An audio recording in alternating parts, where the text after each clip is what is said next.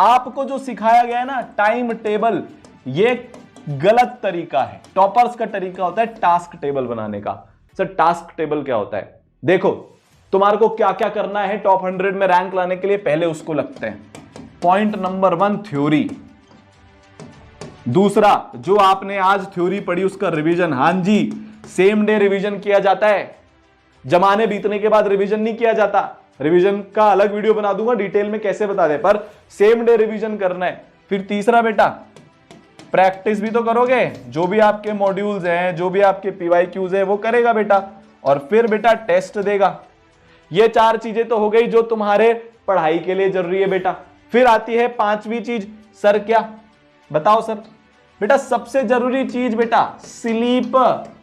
फिर छठा task of the day, दिनचर्या, दैनिक काम जैसे नहाना धोना खाना।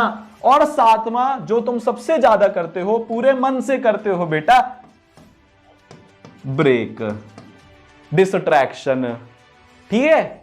और एक चीज जो तुम सबसे ज्यादा इग्नोर करते हो बेटा, 8वां एक्सरसाइज।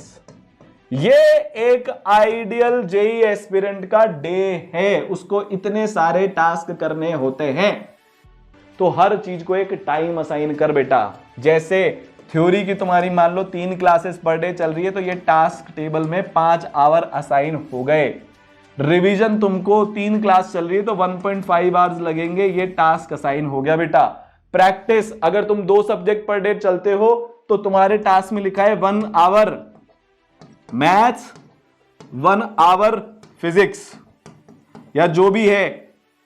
फिर तुम उसके बाद उसको अगले दिन जब बनाओगे तो केमिस्ट्री को इंक्लूड कर लोगे।